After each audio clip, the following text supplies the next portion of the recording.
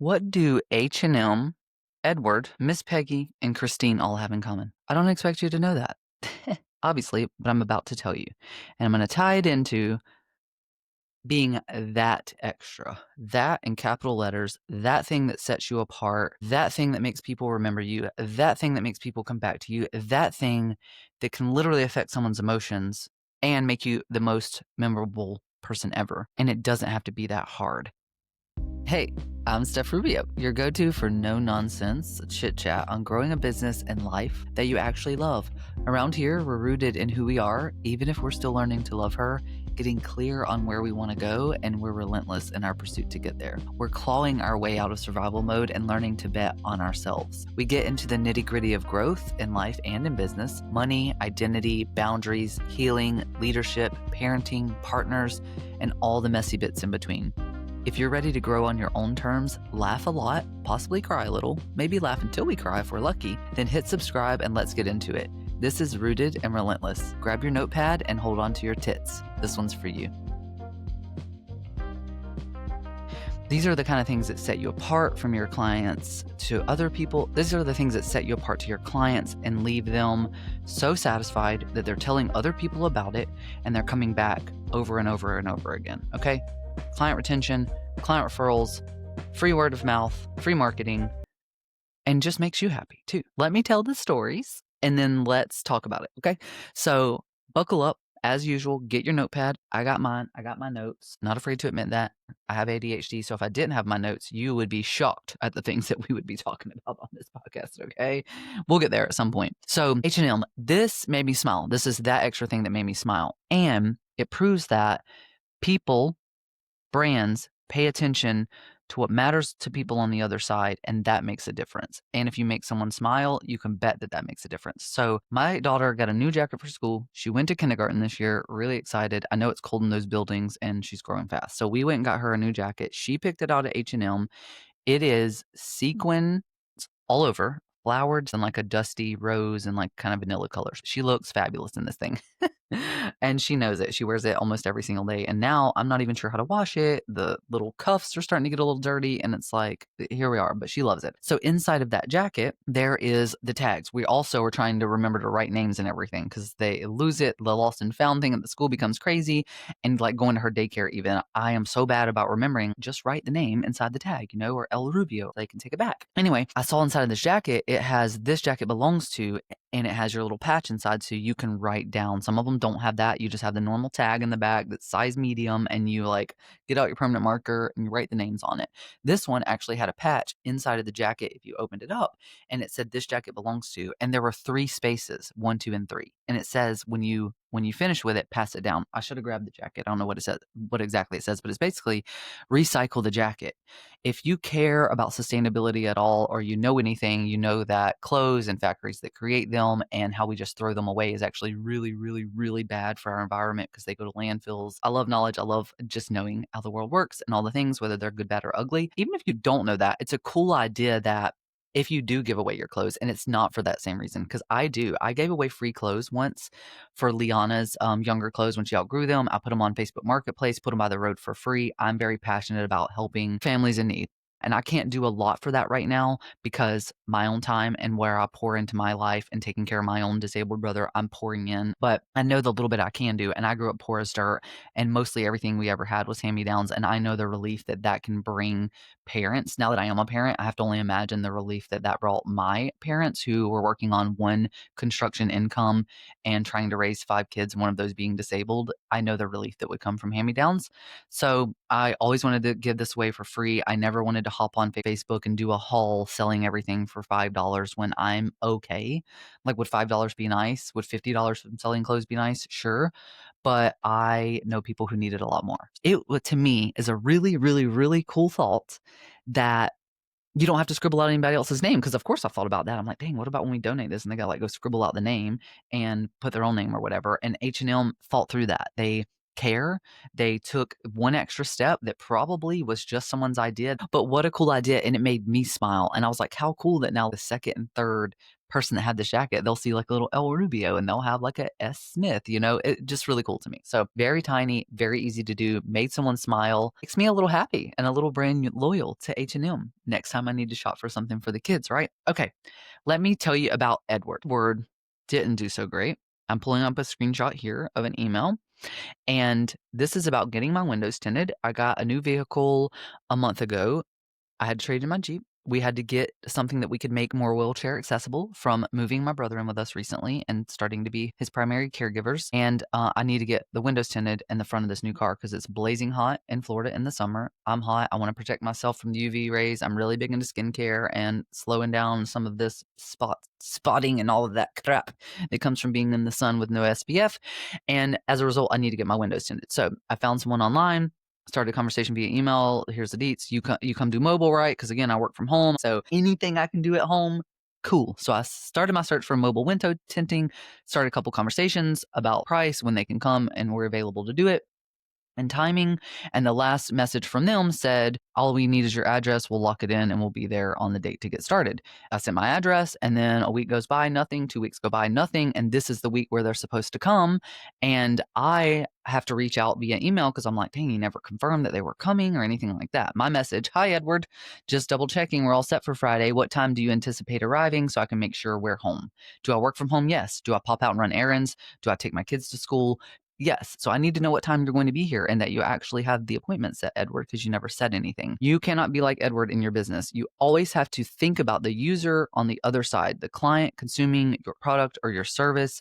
What experience do they want they to have? You think about the user interface on the other side. You want to anticipate every question or every step and get ahead of that if possible so that you don't ever leave them questioning. Very simple. It would have taken Edward to follow up with me and be like, cool, we're confirmed, or put it on his calendar and send me an email, or put me in the system because he has my email. Anything like that, automate it, make it easier for you. It doesn't have to be time consuming. Don't leave your people wondering. Give them the bait, give them the whole cake, let them know what's going on every step of the way, anticipate it.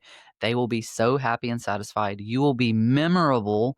And then when they need their windows tinted again in 2 more years, 3 more years, because I had the Jeep for 3 years before I had to trade it in, I would have remembered who did it and I would have called them back. Also, Edward should put me in his email marketing system and his client follow-ups and follow up with me every couple years, or whatever he knows from market research. People like me and my demographic typically purchase new vehicles, and he should follow up with me and ask if I ever need any other window tinting services. Hint, hint. Make sure you're doing that in yours. Obviously, get their permission to add them to your email list. Don't play with me on ethics and legality. All right. Third example, Miss Peggy and Miss Christine. What do they have in common? They both work in doctor's offices, and they both made me cry by pausing long enough to listen, to actually hear what I was saying, and give me some kind of help or support, even though they didn't get me what I actually needed. They didn't fix our problem. As I've mentioned a couple times, we've moved my brother in with me. He is fully physically disabled, okay mentally, but he needs a lot of care, like 100% care. He can't do anything for himself. It's been a journey. Moving him here, working on moving doctors. He sees specialists for pain management and neurology for spine management and how that works on his muscles and things like that. He's never had use of his muscles. He has cerebral palsy. That's the long story. It is a very complicated process anytime you have to work in our health system. If you need extra and you're disabled and you get your resources from the government, which we are very grateful for, it is even more difficult because you have more specialists to call, and the onus of responsibility unfortunately falls very heavily on your shoulders. Okay. That puts me going loop through loop through loop through voicemail through voicemail through voicemail through call through call through call to hit a wall and find out that these people are specialists, but they don't know the extra special thing he needs. And when there is an urgency to it, because there was potentially a medical urgency that no one seemed to hear except for Miss Peggy and Miss Christine, they took it upon themselves at completely different doctors. Miss Peggy works at the current neurologist where he's at. And on 2 occasions now, she has gone above and beyond when she didn't have to support us, because she's just the nurse there. She's not even at the front, okay? But she will connect us with finance. She will connect us with the people at the front. She will answer the phone on a day off. She will call us back when she says she's going to. She takes that extra step because she knows that we need it, that we literally, it is a need. It's not even a want for a luxury service. It is a need. And she understands that. And she puts her best effort into helping us when we can't help ourselves. Then you have Miss Christine, who was very similar. She was one in many neurologists that I called all over Northwest Florida trying to find out who does this specialty service. And as a result, many of them don't, or they put me in loops, or they say, this is what you need, and call this person and call that person. Or no, we don't do that. Or they, worse, let me give them my 5-minute spill to then tell me they can't help me. Miss Christine said, yep, I got you. That's fine. When I was like, I honestly don't know what I'm talking about here. She was like, nope, that's fine. Go ahead. Okay, here's the things you need to know. Here's how we would run this. Here's what I need from you. Let me double check. Nope, we don't offer that, but here are 2 doctors you can call that do. Last we checked that we were referring them for this specialty, blah, blah, blah. She was the only person who stopped and did that and at least gave me a bone for that next call. And that moment of caring, 2 minutes of her time to just listen to me and give me what she could to hear what was actually happening on the other side. I felt heard. I felt respected, even though I was still out here in the zone trying to do it. Miss Peggy and Miss Christine will always stand out to me because even more so, they work in doctors' offices. In doctors' offices, doctors forget very frequently that they run businesses too. They all run businesses. Even if they're at hospitals, typically they're independent contractors that hospital pays. They're not employees. Many of them. So they run businesses too, but they forget that, and they forget that we're their customers. And we do sometimes, typically, depending on how special they get, clearly, we have an option. And they stop and forget that not only do they owe us by caring for us, they owe us as customers and clients. And some of the nurses and the people on their staff get that, and they treat us like that. And it can literally change the trajectory of a person's life, the care they get, and just a person's Friday when they've put their head through the ringer all week. I need to slow down because I'm having entirely too much fun here and getting worked up. Let's tie this all back into that extra and ways you can do it. I've already given you a couple of hints. One, you can not just listen, you can actively listen, which means you're listening to hear what they're actually saying. What is the problem, even if they can't put their hands on it? How can you give them a solution to that? How can you help them? And it can be small. How can you put an extra patch inside of the jacket that you're selling? How can you anticipate what question they might have and go ahead and put together an FAQ document, a real one, not one to put on your website and that's from ChatGPT trying to convince people to sell that actually has nothing to do with what they're asking? How can you put an email in place and develop a template and automate it based on when someone asks a question and you just telling them they have a booked appointment and it's confirmed so they don't have to stop in the middle of their busy day and wonder? That extra sets you apart. That extra makes you memorable. That extra makes people talk about you on a podcast. That extra makes people come back to you. That extra makes you money. That extra makes you stand out. That extra gets tied to your personal brand, and it freaking matters. So my challenge to you is think through a way that you can be that extra. Think through a way that you maybe already are if you send gifts at certain intervals or just because notes, and be so proud of that. And if you don't, or you just want to get a little bit better, sit down, take 10 minutes, think through any areas where you can anticipate needs for your clients, where you can just be that extra, where you can send a note that has nothing to do with anything else other than, I miss talking to you. Met you on Instagram and I miss talking to you. And I'm just thinking about you and I hope you're doing well. Okay, that's it for me. At the end of every episode, I like to do a segment I call Reading with Rubio or Snacking with Steph. I was going to lock in Reading with Rubio because I love reading, but in all honesty, I batched this episode. I just recorded another one, so what I'm reading is exactly the same as one of my other episodes, and I'm not going to repeat it. So I'm going to go with good old Snacking with Steph today, and I'm going to tell you about cocoa rolls. If you're watching YouTube, you can see this. If you're listening in from anywhere and you're not watching the video, let me just tell you about cocoa rolls and why you maybe never want to buy them.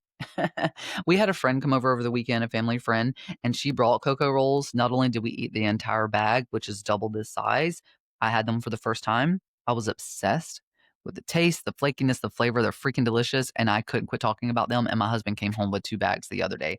Cocoa rolls are light, crisp, and perfect, and they're made with pure coconut cream. It's not a lie. They're not an overly coconut flavor. I'm not a person who actually likes like a ton of coconut flavor. I actually hate the texture of shredded coconut. I can't do it. I don't know why. It's like supposed to be cheese, then it's kind of like crunchy and it's weird to me. But coconut waters or something flavored with coconut waters, I'm cool with. So these are light, but it's something of like the crispy. It almost tastes like an ice cream cone, but the best ice cream cone you could put in your mouth. I'm not joking there, okay? Because ice cream cone has this thicker, like crunch texture. This is like flaky, so it gets a more dried, like pastry almost. It's like flaky and buttery, but it's like a reminiscent of an ice cream cone. I literally was like, I just want to dip it in ice cream. I haven't yet because I don't think it's strong enough it would break, but I'm probably going to crunch it up and put it on some ice cream at some point because it's delicious. These are called Sun Tropics Cocoa Rolls Original. I think you can probably find any version of these anywhere. I know she said she got them from TJ Maxx. My husband got these from Publix. Find your supermarket, look online, try some cocoa rolls. Come find me on Instagram at virtually_Steph Rubio and tell me what you're snacking on, what your favorite snack is these days. Perks if it's healthy. Don't care if it's not. Let's be real.